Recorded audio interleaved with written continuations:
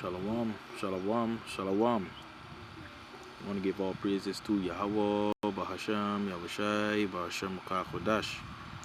Double honors to the elders and the apostles of Great Millstone, and salutations to you brothers that's pushing this truth to the four corners, the highways and byways. All praises to Yahweh, Bahasham, Yahushai, Bahasham Kodash. Brother Yashamai with another video. Alright. Touching on one of the precepts that Christians like to quote, one of the favorite precepts, judge not. You understand? And the thing is, they don't even read the whole scripture out, and also the verses on it. But we're gonna get I'm not here today to talk to Christians, but the house of the Lord, the body, the flock of Yahweh Hashem Yahushai. Alright? Not scattering pearls to these swine.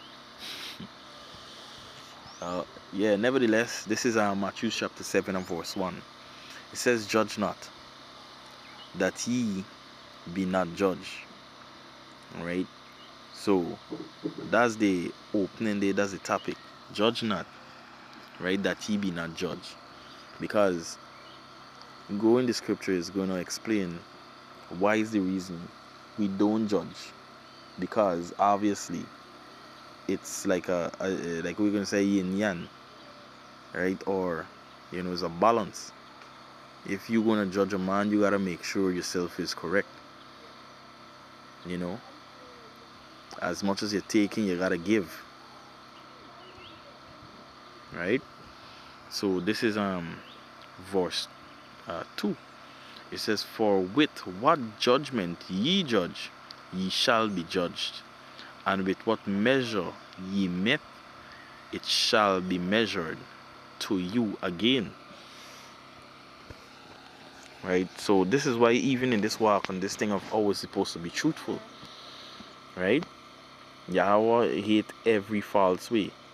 Even if you are judging a man, right, for a sin that he's guilty of, or deed that he's guilty of, you gotta make sure you yourself is not guilty of that same deed or any other deed concerning the judgments of Yahweh Hashem Yahushai. Because the scripture says, if you offend one, you offend all. Let me get that.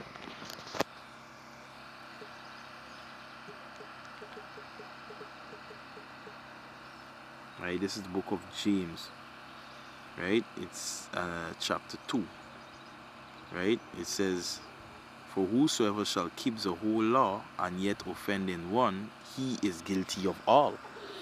Alright, it says, "For he that saith, do not commit adultery, saith also, do not kill.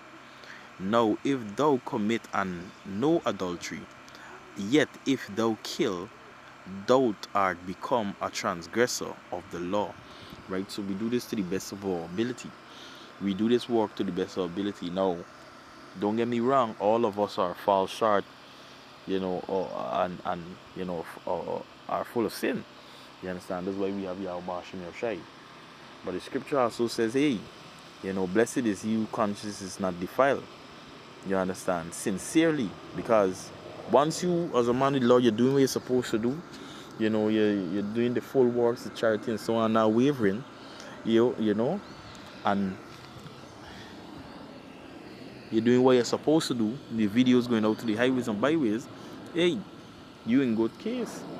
But you see, when you taking time off, your interest is not 100% into the ministry, that their signs are going to be shown.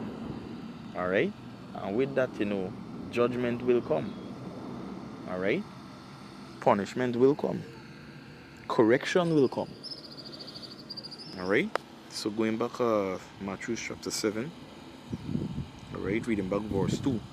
It says, "For with what judgment ye judge, ye shall be judged, and with what measure ye met, it shall be measured to you again." Verse 3. "And while beholdest thou the moth that is in thy brother's eye," right? you might be watching a man scrutinizing negatively, right? Sometimes you don't like, if you don't have like a favor towards the brother or brethren, you do some negative scrutiny, right? Biasly, right? And not checking to see if there's good or evil, or there's any good in a man, right? And try to motivate him, or um, teach him the right way. You understand? So that's just you being favorable or respect a person. Then there's some other man, another man or another brother, you might be showing, a good deep face too, and he's going the fuck off. You understand? While the other man, he's trying his best. All right. And sometimes you going off, and you know, you going off and you're not even watching. You're bringing complaint, you're not holding your in. All right. Going on, it says, but consider not the beam that is in thine own eye.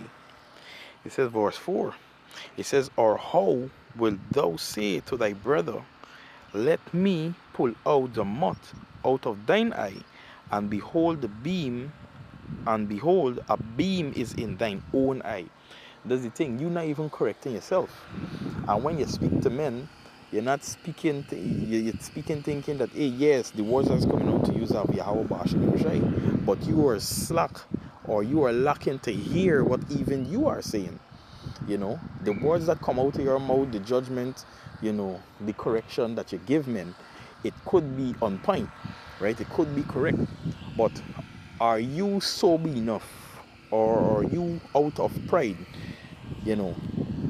would realize that, hey, the words that I speak is also correct for correction unto me. It's for I to make sure I myself am doing right by what is being said. All right? So this is exactly, what this precept is going into, what it's all about. All right? You gotta be correct while you're giving correction. The scripture says, open thy mouth and give righteous judgment. Right?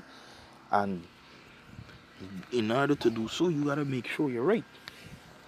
Okay? Verse 5, it says, thou hypocrite, because what is hypocrisy? When you're not, upholding what you basically judging a man on.